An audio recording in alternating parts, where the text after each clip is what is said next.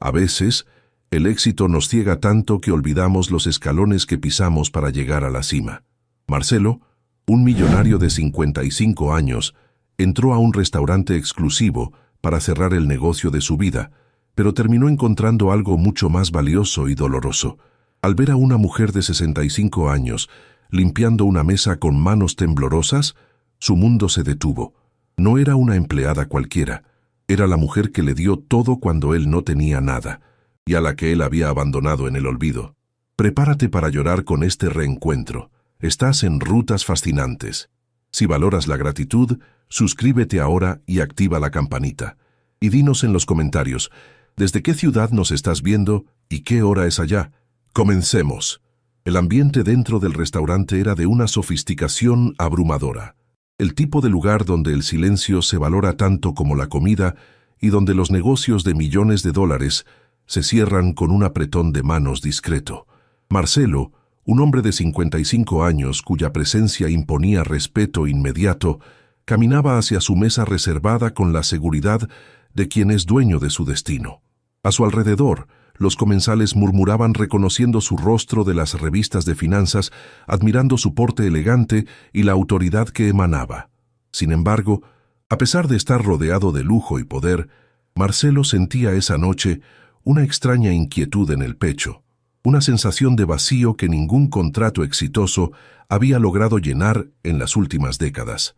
Se sentó frente a sus socios, ordenó una botella de vino costoso y se dispuso a celebrar, sin saber que el destino estaba a punto de cobrarle una factura emocional que había evadido durante 30 años. Mientras sus socios discutían los detalles finales de la fusión empresarial, la mirada de Marcelo comenzó a vagar por el salón, aburrida de la misma conversación sobre márgenes de ganancia y acciones. Fue entonces cuando sus ojos se detuvieron en una figura solitaria al fondo del restaurante, en una sección que estaba siendo preparada para la cena. Era una mujer de unos 65 años, encargada de la limpieza, que frotaba con ahínco la superficie de una mesa vacía. No llevaba joyas ni adornos, y su postura encorvada denotaba una vida de trabajo físico duro e incesante. A diferencia de los clientes que reían y brindaban, ella parecía llevar una nube de tristeza y resignación sobre sus hombros. Algo en la forma en que movía las manos, con un ritmo pausado y meticuloso, hizo que el corazón de Marcelo diera un vuelco violento dentro de su pecho, interrumpiendo su respiración. Marcelo intentó volver a la conversación, diciéndose a sí mismo que era imposible, que su mente le estaba jugando una mala pasada por el estrés del trabajo. Pero sus ojos desobedecieron y volvieron a clavarse en la mujer. La vio detenerse un momento para acomodar un mechón de cabello gris que se había soltado de su peinado austero. Un gesto tan específico y familiar que a Marcelo se le heló la sangre. Era el mismo gesto que él había visto miles de veces en su juventud, en una cocina mucho más humilde y cálida que este frío salón de lujo. La mujer se giró levemente para buscar más servilletas, y la luz de la lámpara iluminó su perfil. Ya no había duda. Esas facciones, aunque marcadas por el paso implacable del tiempo y las dificultades, pertenecían a Clara, la mujer que había sido su todo. Los recuerdos golpearon a Marcelo con la fuerza de un tsunami, borrando el restaurante y a sus socios de su realidad inmediata. Recordó cuando él tenía 15 años y sus padres fallecieron en un accidente, dejándolo solo y lleno de deudas. Recordó a Clara, que en ese entonces tenía solo 25 años y era su vecina. Ella no tenía obligación alguna con él, pero lo acogió.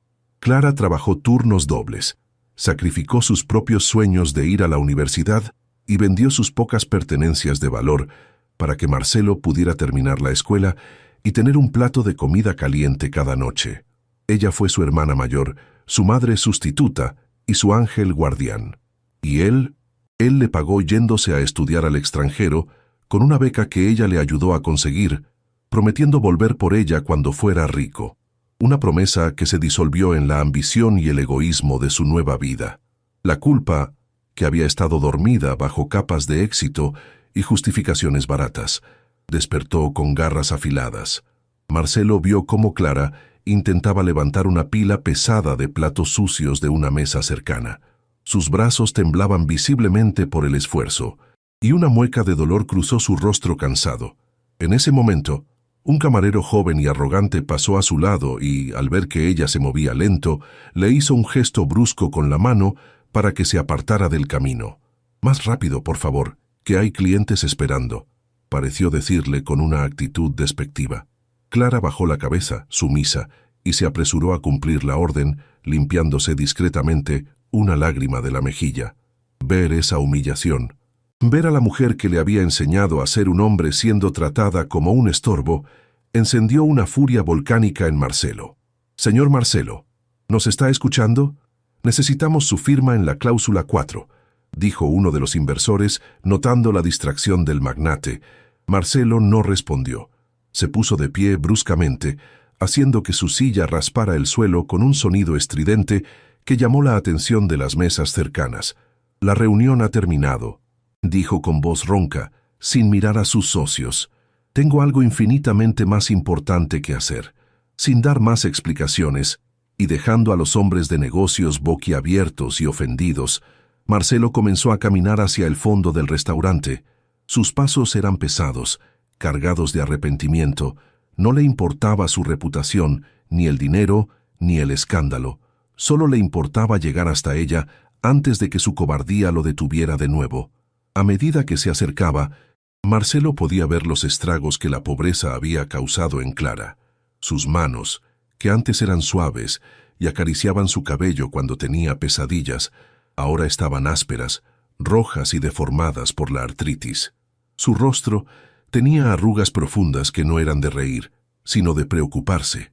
Ella estaba tan concentrada en su tarea, tratando de ser invisible para no molestar a los clientes ricos, que no notó que el hombre más importante del lugar se había detenido justo detrás de ella. Marcelo tuvo que reunir todo su valor para pronunciar su nombre. Sentía que no tenía derecho a hablarle, que su traición de 30 años le había quitado ese privilegio, pero el amor y la deuda moral eran más fuertes que la vergüenza. «Clara», susurró Marcelo, con la voz quebrada por la emoción contenida. La mujer se congeló en el acto. El trapo húmedo se detuvo sobre la madera. Ese nombre, dicho con esa entonación particular, era un eco de un pasado que ella creía muerto y enterrado. Clara se giró lentamente, con miedo en los ojos, esperando encontrarse con un gerente enojado o un cliente insatisfecho. Pero cuando levantó la vista y sus ojos cansados se encontraron con los de Marcelo, el tiempo se detuvo. Ella lo escaneó, confundida al principio por el traje costoso y el cabello gris, pero luego vio a través de todo eso. Vio los ojos del niño asustado que ella había rescatado de la calle hacía 4 décadas. El reconocimiento fue un golpe físico que la hizo tambalearse. «¿Marcelo?», preguntó ella con un hilo de voz, sus manos llevándose instintivamente a la boca para ahogar un sollozo. «¿Eres tú? ¿Mi niño?». La incredulidad en su voz rompió la última barrera de compostura de Marcelo. El gran magnate, temido en las salas de juntas, cayó de rodillas en el suelo del restaurante, sin importarle quién lo estuviera mirando. «Sí, Clara, soy yo», lloró él, agarrando las manos de la mujer entre las suyas y besándolas con desesperación. «Soy el ingrato que te dejó sola. Soy el hombre que rompió su promesa. Perdóname, por favor, perdóname». Las lágrimas de Marcelo mojaron las manos trabajadoras de Clara, lavando años de silencio y distancia en un segundo de vulnerabilidad absoluta. El restaurante estaba en un silencio sepulcral. Los cubiertos habían dejado de sonar. Todos los ojos estaban puestos en la escena dramática. El millonario arrodillado ante la limpiadora. El gerente del local, al ver el alboroto, corrió hacia ellos con la intención de intervenir, pensando que la empleada había molestado al cliente VIP. «Señor, lo siento mucho», gritó el gerente, acercándose peligrosamente. «Esta mujer será despedida inmediatamente por importunarlo. Clara, recoge tus cosas y vete». Pero antes de que el gerente pudiera tocarla, Marcelo se levantó como un resorte, con los ojos inyectados en furia y lágrimas, y se interpuso entre Clara y el gerente, protegiéndola con su cuerpo como ella lo había protegido a él tantas veces en el pasado. «Si te atreves a hablarle así una vez más», rugió Marcelo con una voz que hizo temblar las copas, «te juro que compraré este edificio solo para despedirte a ti». El gerente del restaurante, El señor Gómez se quedó petrificado ante la amenaza de Marcelo. Sabía perfectamente quién era el hombre que tenía enfrente. Marcelo Vega, un titán de la industria capaz de destruir carreras con una sola llamada telefónica.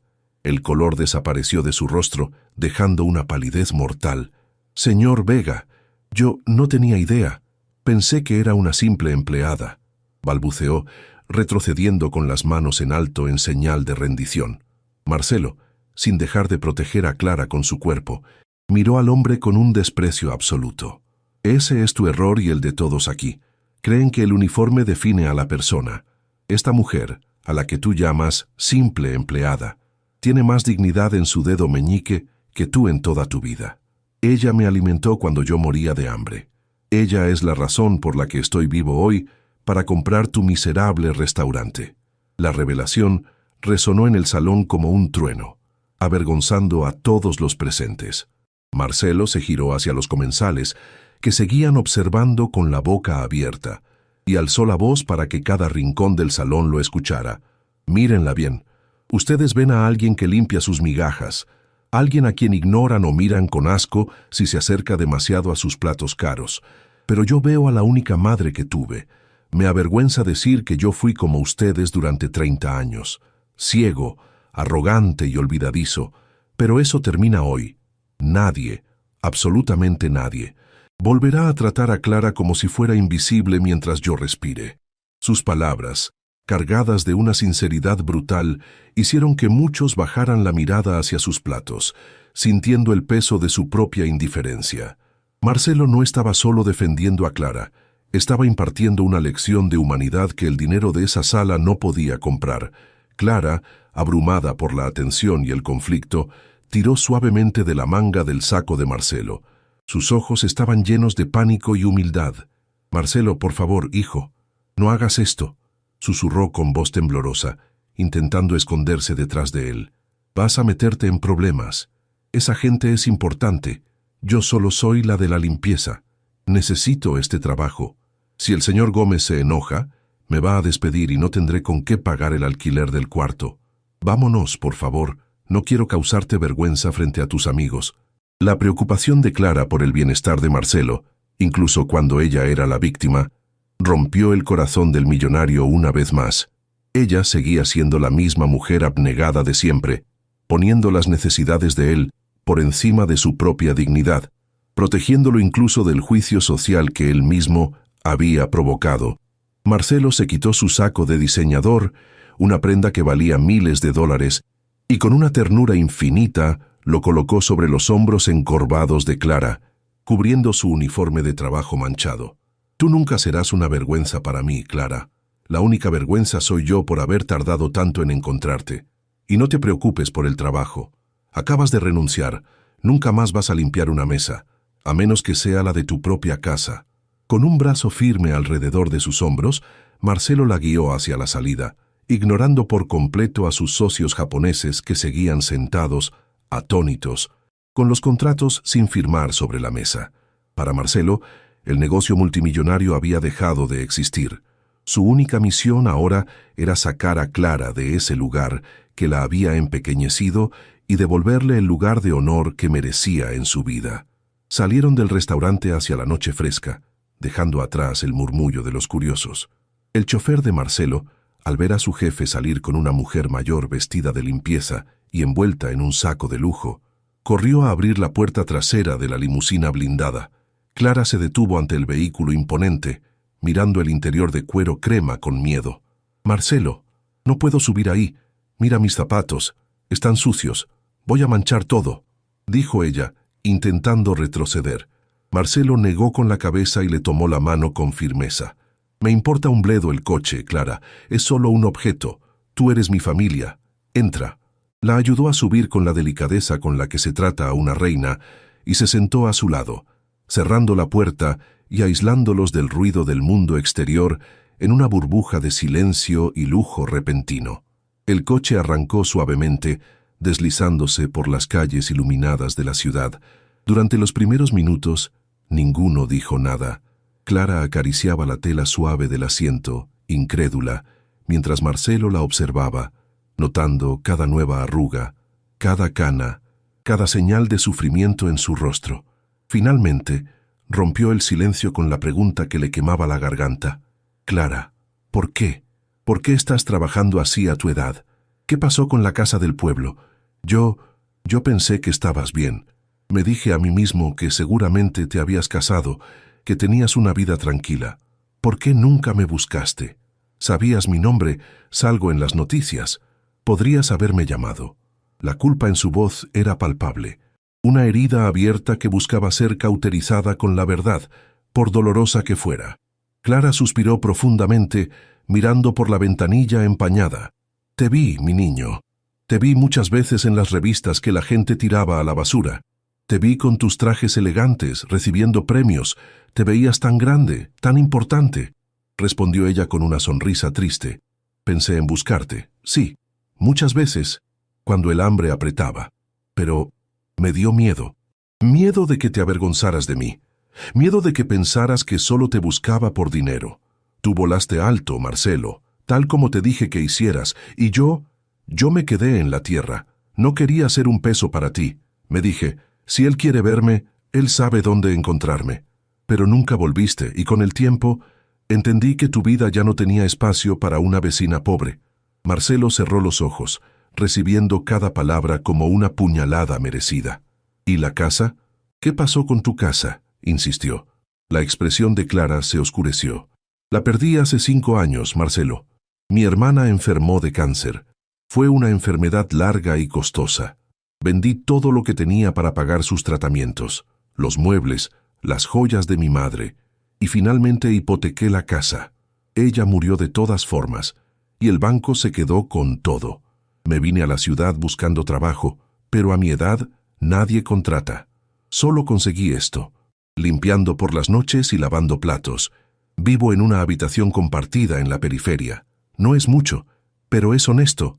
Sobrevivo, Marcelo. Eso es lo que hacemos los pobres. Sobrevivimos. Sobrevivir, mientras yo vivía en la opulencia, tirando dinero en cosas que no necesito», murmuró Marcelo, lleno de autodesprecio. Se dio cuenta de que su éxito era una mentira, una fachada brillante construida sobre el olvido de sus raíces. Se había convencido a sí mismo de que no mirar atrás era la clave para avanzar, pero en realidad solo había estado huyendo de su deuda emocional.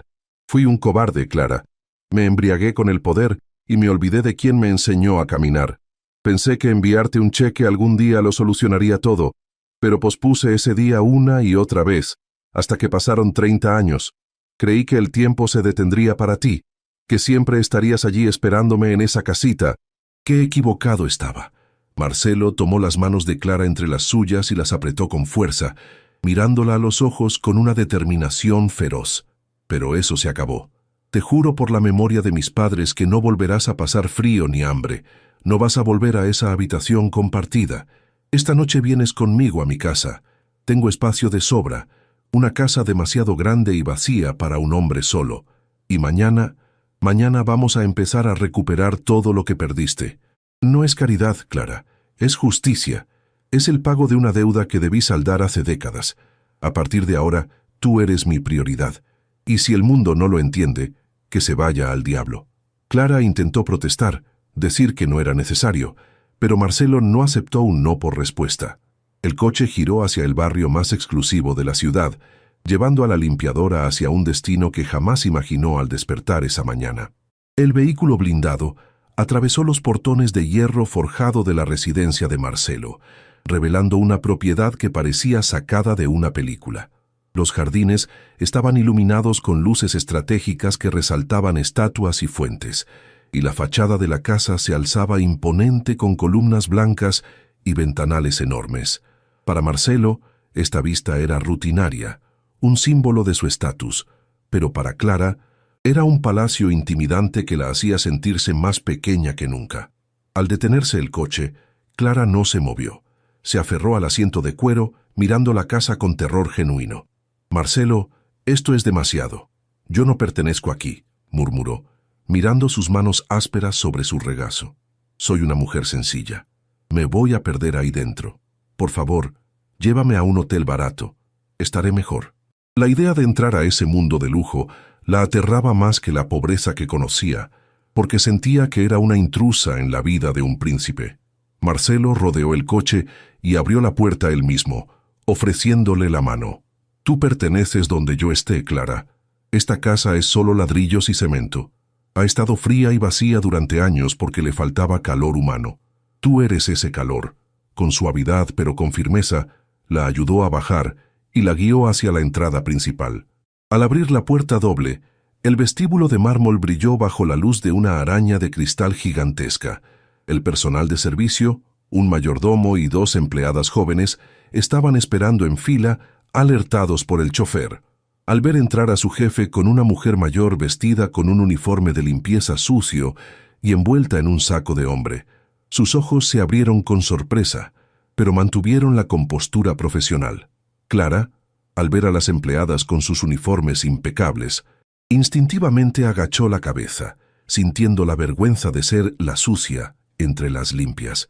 Al pasar frente a un enorme espejo de cuerpo entero, con marco dorado situado en el pasillo, Clara se detuvo en seco. Fue la primera vez en años que se veía a sí misma de cuerpo entero bajo una luz tan clara. La imagen que el espejo le devolvió fue brutal. Una anciana encorvada, con el cabello despeinado, la ropa manchada de grasa y zapatos rotos, parada junto a un hombre elegante y poderoso. La disparidad visual le provocó una náusea de vergüenza. Intentó soltarse del brazo de Marcelo. «Mírame, Beto, mírame bien», sollozó, señalando su reflejo. «Parezco una mendiga. Voy a ensuciar tu casa. Tus empleados se están riendo de mí por dentro. No puedo hacer esto». Clara intentó quitarse los zapatos para no manchar la alfombra persa, pero Marcelo la detuvo, agarrándola por los hombros y obligándola a mirarlo a los ojos a través del reflejo del espejo. «Lo que yo veo en ese espejo, Clara, no es suciedad», dijo Marcelo con voz firme, mirando el reflejo de ambos. «Veo a la mujer que sacrificó su juventud para que este hombre de traje pudiera existir. Si tú te ves mal, es porque yo te fallé. Esas manchas en tu ropa son mis manchas morales. Y esta casa, mírala bien, es un museo, no un hogar. Tengo habitaciones que no he pisado en meses. Tengo obras de arte que no entiendo. Todo esto es basura brillante si no tengo con quién compartirlo. Tú no vas a ensuciar mi casa, vas a limpiarla de mi soledad». Marcelo se giró hacia su personal, que observaba la escena conmovido. «Preparen la suite principal de la planta baja. La señora Clara es mi invitada de honor indefinida, y quiero que se deshagan de esa ropa vieja. Traigan batas de seda, toallas calientes y preparen una cena ligera». Ahora, media hora después, Clara estaba sentada en el comedor principal, una mesa de caoba tan larga que parecía separar a las personas en lugar de unirlas. Marcelo se había quitado la corbata y el saco para intentar hacer el ambiente menos formal, sentándose cerca de ella, en lugar de en la cabecera opuesta. Cuando las empleadas sirvieron la cena, una sopa crema y pan caliente, Clara dudó. Sus manos temblaban al levantar la cuchara de plata. Estaba acostumbrada a comer de pie, a las prisas, con sobras. Estaba acostumbrada a servir, no a ser servida. Cuando una de las chicas se acercó para llenarle el vaso de agua, Clara instintivamente agarró la jarra. «No, mi hija, deja que yo lo haga. Tú descansa», le dijo a la joven empleada. La chica sonrió con ternura y miró a Marcelo. «Señora, es mi trabajo. Por favor, disfrute», respondió la empleada. Marcelo observaba, dándose cuenta de lo difícil que sería para Clara romper el hábito de la servidumbre. Mientras comían, el silencio se rompió con conversaciones dolorosas. «¿Te casaste alguna vez, Clara?», preguntó Marcelo, necesitando saber cuánto le había robado la vida a esta mujer. Clara negó con la cabeza mientras partía un trozo de pan. «No, mi niño. Después de que te fuiste, bueno, mi hermana enfermó y luego, simplemente, el tiempo pasó. Los hombres no buscan mujeres con deudas y enfermos a cargo, y además, sonrió tímidamente. Mi corazón siempre estuvo ocupado preocupándome por ti. Me preguntaba si comías bien, si te abrigabas. Me convertí en madre sin hijos, y eso ocupó todo mi espacio». La respuesta fue una daga en el pecho de Marcelo. Ella había renunciado al amor romántico y a su propia familia para cuidar de su hermana y mantener la esperanza de su regreso. Él había vivido aventuras, romances pasajeros y lujos, mientras ella vivía en una espera eterna y silenciosa. Después de la cena, Marcelo la llevó a la habitación que habían preparado. Era una suite amplia, decorada en tonos crema y oro, con una cama king size llena de almohadas y un balcón que daba al jardín. Al entrar, Clara se llevó las manos a la boca. Era más grande que la casa entera donde había vivido los últimos años. ¿Todo esto es para mí?, preguntó, tocando las sábanas de hilo egipcio con incredulidad. Sí, Clara. Y esto es solo el principio. Mañana vendrán sastres para hacerte ropa nueva. Iremos al médico para revisar esa artritis y buscaremos lo que necesites. Clara se sentó en el borde de la cama, abrumada. Es demasiado, Beto. No necesito tanto. Con un colchón en el suelo estaría bien. Marcelo se arrodilló frente a ella para quitarle los zapatos viejos. No más suelo, Clara. A partir de hoy, solo suavidad. Te lo ganaste hace 30 años. Cuando Marcelo la dejó sola para que descansara, Clara entró al baño privado. Era un santuario de mármol, con una bañera de hidromasaje llena de agua caliente y espuma. Se desvistió lentamente, dejando caer el uniforme gris al suelo con un suspiro de alivio. Al sumergirse en el agua caliente, sintió que el dolor de sus huesos y la suciedad de años de trabajo forzado comenzaban a disolverse. Cerró los ojos y lloró, pero esta vez fue un llanto de purificación. Por primera vez en décadas, no sentía frío. No sentía el miedo constante al día siguiente. El agua caliente era un abrazo que le decía que la pesadilla había terminado. Se frotó la piel con una esponja suave, despidiéndose de la vieja de la limpieza, y tratando de encontrar a la mujer que había quedado enterrada bajo capas de sacrificio. Mientras tanto, Marcelo estaba en su despacho, sirviéndose un whisky que no se bebió. Miraba por el ventanal hacia la ciudad iluminada, sintiéndose extrañamente sobrio. Todo su imperio, todas sus torres de oficinas y sus cuentas bancarias le parecían repentinamente irrelevantes comparadas con la mirada de gratitud de Clara. Se dio cuenta de que había estado persiguiendo la definición equivocada de éxito. Había acumulado riqueza para llenar un vacío que solo la lealtad y el amor podían llenar. Tomó su teléfono y marcó el número de su abogado personal. A pesar de que era medianoche. Ramírez, quiero que vengas mañana a primera hora. Vamos a reestructurar mi testamento y quiero crear un fideicomiso vitalicio. Y averigua quién es el dueño del banco que embargó la casa de Clara en el pueblo. Quiero comprar esa propiedad de vuelta, cueste lo que cueste. A la mañana siguiente, Marcelo se despertó con el olor a café recién hecho, un aroma que no solía sentir porque su personal tenía instrucciones de no molestarlo hasta las 8:00 am. Bajó las escaleras en bata, guiado por el olor, y al entrar a la cocina se encontró con una escena que le estrujó el corazón. Clara estaba allí, vestida con la bata de seda que le habían dado, pero estaba lavando platos y preparando el desayuno junto al chef, quien intentaba inútilmente que ella se sentara. «Buenos días, Beto. Te hice las arepas que te gustaban de niño», dijo ella con una sonrisa radiante, ignorando el protocolo de la casa. Marcelo se detuvo en el umbral. Verla trabajar de nuevo le causó un conflicto interno. Quería que descansara, que fuera una reina, pero entendió que para ella servir era su forma de amar. No podía quitarle su esencia, pero podía cambiar el contexto. Marcelo se sentó a la mesa de la cocina, ignorando la mirada de reproche de su chef personal, quien sentía que su territorio había sido invadido. Tomó una de las arepas que Clara había preparado y le dio un mordisco. El sabor fue una explosión de nostalgia que lo transportó instantáneamente a su infancia, a los días en que no tenían dinero, pero sobraba el cariño. «Están perfectas, Clara», dijo con la boca llena, sintiendo un nudo en la garganta. Entendió entonces que no podía obligar a Clara a convertirse en una señora de sociedad ociosa de la noche a la mañana. «Escucha, si te hace feliz cocinar, puedes hacerlo, pero tenemos un trato. Cocinas por amor, no por obligación, y nunca, bajo ninguna circunstancia, lavas un plato o friegas el suelo. Esas manos tuyas ya trabajaron suficiente por 3 vidas. Ahora les toca descansar y ser cuidadas». Clara asintió con los ojos brillantes, aceptando ese nuevo equilibrio entre su necesidad de ser útil y su derecho a ser mimada. Las semanas siguientes fueron un torbellino de citas médicas y visitas a boutiques. Marcelo no escatimó en gastos. Llevó a Clara a los mejores especialistas para tratar su artritis y su espalda, asegurándose de que recibiera terapias para aliviar el dolor crónico que había soportado en silencio. Luego, llegó el momento de la ropa. Al principio, Clara miraba las etiquetas de los precios con horror, susurrando que con lo que costaba una blusa podía comer un mes entero.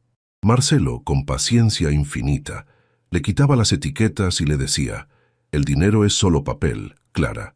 Tu dignidad no tiene precio». Poco a poco, la transformación física se hizo evidente.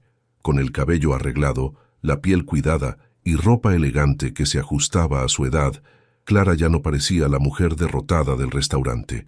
Empezaba a emerger una dama distinguida, aunque su mirada seguía conservando esa humildad temerosa de quien espera que el sueño termine bruscamente. La prueba de fuego llegó con la cena anual de la Fundación Vega, un evento que Marcelo organizaba en su mansión para sus socios y la alta sociedad local. Marcelo insistió en que Clara asistiera como su invitada de honor, sentada a su derecha. Clara estaba aterrorizada. «Marcelo, no sé usar esos cubiertos, no sé de qué hablar con esa gente. Van a notar que no soy de su mundo», le suplicó ella días antes. Marcelo le tomó las manos. «No quiero que seas de su mundo, Clara. Su mundo es frío y falso. Quiero que seas tú. Si ellos no pueden ver tu valor, el problema es su ceguera, no tu origen». A regañadientes, Clara aceptó, luciendo un vestido azul oscuro de terciopelo que resaltaba su elegancia natural, aunque sus manos temblaban tanto que apenas podía sostener el bolso de noche. La noche de la cena, el salón estaba lleno de joyas brillantes, trajes de etiqueta y risas superficiales. Cuando Marcelo bajó las escaleras con Clara del brazo, hubo un momento de silencio y confusión. Los invitados susurraban, preguntándose quién era esa mujer desconocida que ocupaba el lugar de honor. Clara caminaba con la cabeza baja, sintiendo las miradas críticas como alfileres en su piel. Durante la cena, la tensión fue palpable. A la derecha de Clara se sentó la esposa de un banquero, una mujer llamada Patricia, conocida por su lengua afilada y su esnobismo. Patricia observaba a Clara con desdén, notando cómo dudaba al elegir el tenedor para la ensalada y cómo sus manos deformadas por el trabajo contrastaban con la manicura perfecta de las demás damas. El incidente inevitable ocurrió durante el segundo plato. Clara, nerviosa, derramó un poco de vino sobre el mantel inmaculado. Patricia soltó un suspiro exasperado y ruidoso, lo suficientemente alto para que media mesa la escuchara. «Oh, por Dios, es lo que sucede cuando se invita a gente que no tiene educación de mesa», dijo Patricia con una sonrisa cruel, dirigiéndose a otra invitada, pero asegurándose de que Clara la oyera. «¿Quién es ella, Marcelo? ¿Una pariente lejana del campo? Deberías haberle dado una clase de etiqueta antes de sentarla con nosotros. Es incómodo». Clara se puso roja de vergüenza. Sus ojos se llenaron de lágrimas y empujó su silla para levantarse y huir, confirmando sus peores miedos, que ella era una mancha en la vida perfecta de Marcelo. Pero Marcelo no la dejó ir. Golpeó su copa con una cuchara, silenciando la sala al instante. Su rostro estaba serio, y sus ojos clavados en Patricia ardían con una intensidad peligrosa. «Tienes razón, Patricia, es incómodo», dijo Marcelo con voz calmada pero potente. «Es incómodo estar rodeado de gente que mide el valor humano por la habilidad de usar un tenedor. Esta mujer, a la que acabas de insultar, se llama Clara. Ella trabajó limpiando pisos y pasando hambre para que yo pudiera estar sentado aquí hoy pagando esta cena que tú estás disfrutando gratis. Sus manos están deformadas por trabajar, no por ociosidad como las tuyas. Si ella no tiene educación de mesa, es porque estaba demasiado ocupada dándome educación de vida.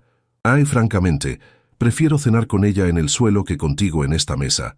El silencio que siguió fue sepulcral.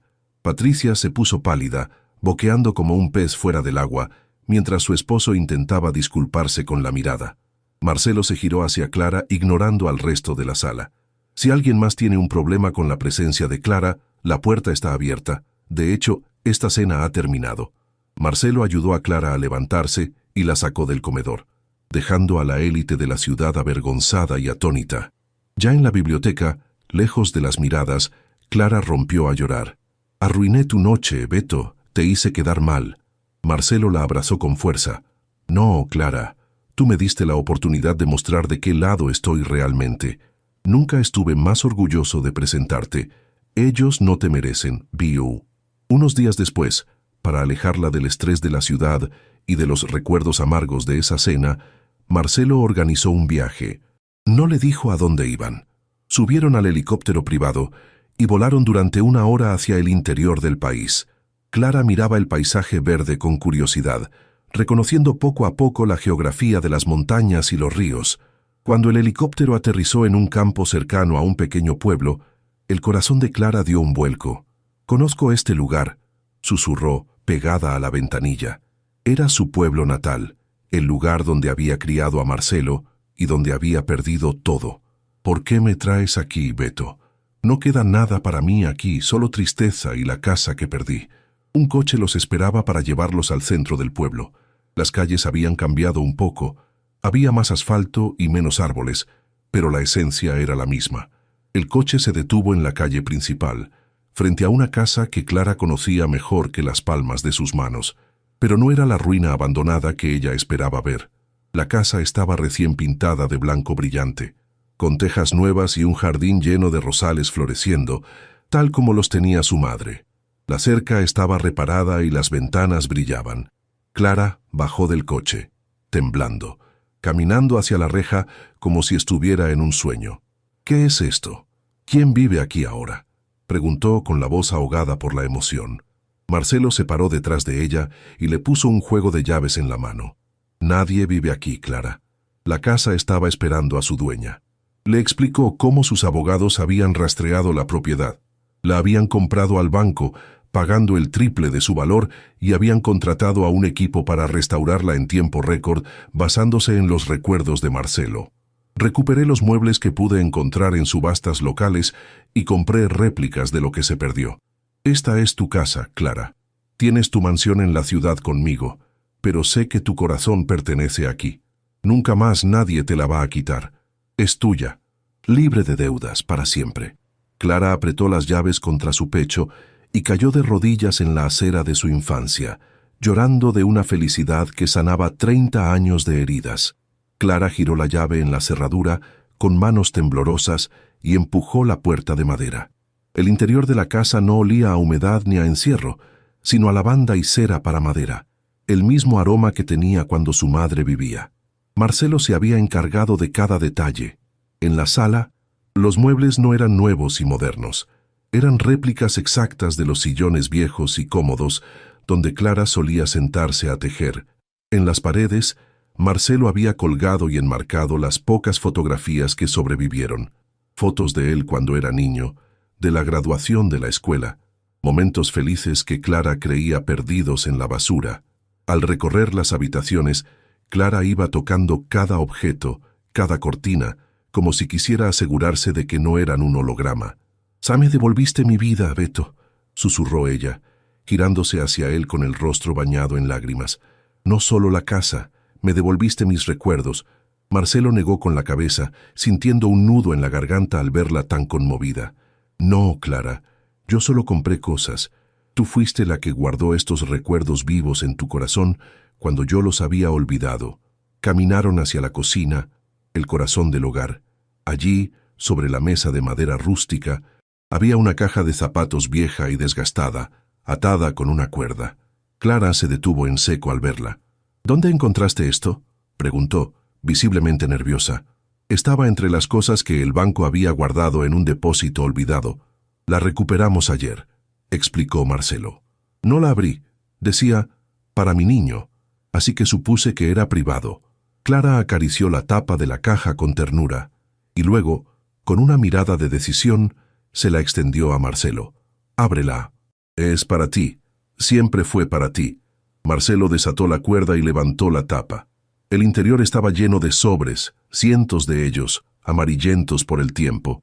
Algunos tenían sellos postales que nunca fueron enviados, otros ni siquiera tenían dirección. Marcelo tomó uno al azar, fechado 15 años atrás. Sus manos temblaban mientras leía la letra cursiva de Clara. Querido Beto, hoy vi en el periódico que compraste una empresa grande.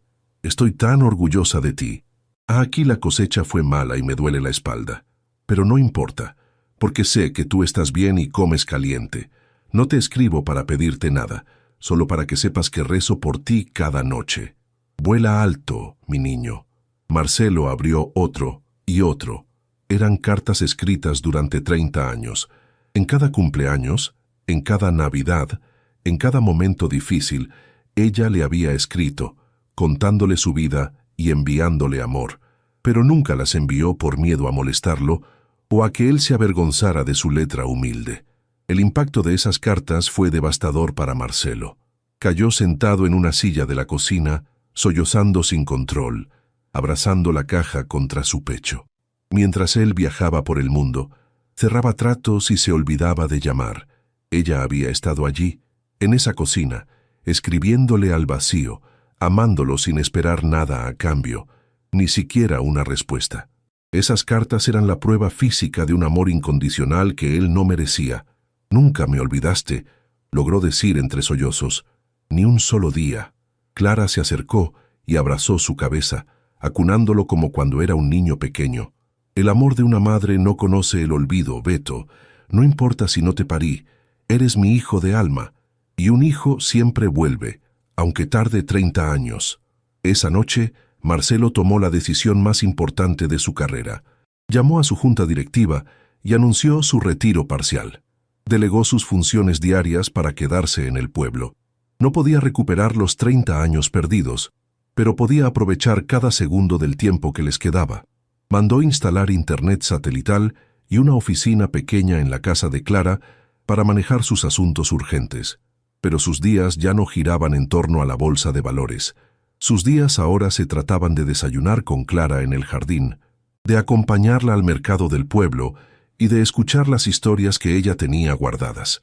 Marcelo, el hombre que vivía con el reloj en la mano, aprendió finalmente a detener el tiempo. Juntos, utilizaron la fortuna de Marcelo para transformar el pueblo.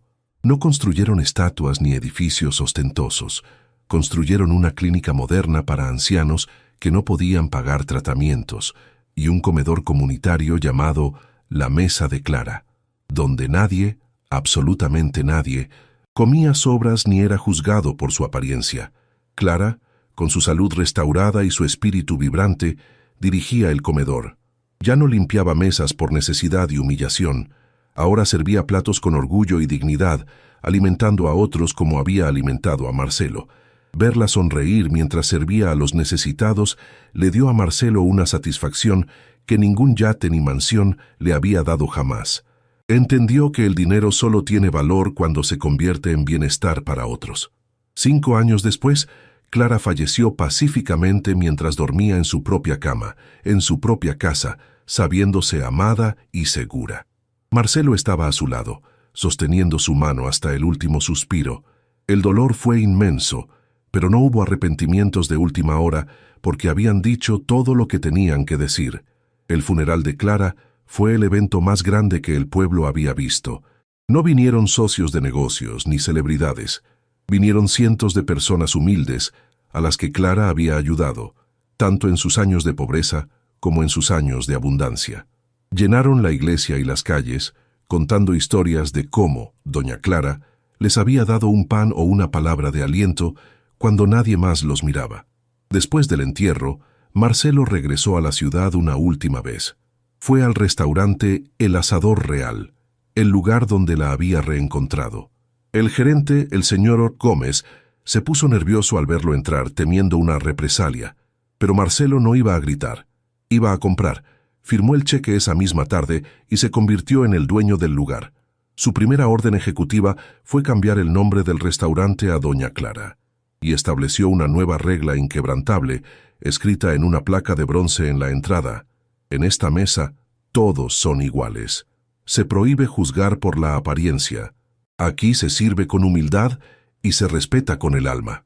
Además, instauró un programa donde todo el personal recibía acciones del negocio y becas de estudio. asegurándose de que nadie tuviera que sacrificar sus sueños por limpiar mesas. Marcelo nunca volvió a ser el mismo hombre de negocios frío. Se dedicó a viajar dando conferencias, no sobre cómo hacer millones, sino sobre la rentabilidad del corazón. Llevaba consigo una de las cartas de Clara en el bolsillo de su saco, leyéndola cada vez que sentía que el ego amenazaba con cegarlo de nuevo. A menudo contaba la historia de la anciana que limpiaba mesas, y cómo ella, con sus manos deformadas y su ropa sucia, era en realidad la persona más rica y noble que había pisado ese restaurante de lujo. Su legado no fueron sus edificios, sino la lección de que nunca es tarde para volver a casa y pedir perdón. La historia de Marcelo y Clara nos deja una verdad que a menudo olvidamos en nuestra carrera hacia el éxito. Las personas que nos sostienen cuando no somos nadie son las únicas que merecen estar a nuestro lado cuando lo somos todo. No esperes a ver a tus seres queridos limpiando migajas o sufriendo en soledad para reconocer su valor. El éxito no sirve de nada si llegas a la cima solo. Mira a tu alrededor, mira a quienes te ayudaron a subir y asegúrate de que ellos también tengan un asiento en tu mesa. Porque al final de la vida no te llevas lo que ganaste, sino lo que diste y a quien amaste.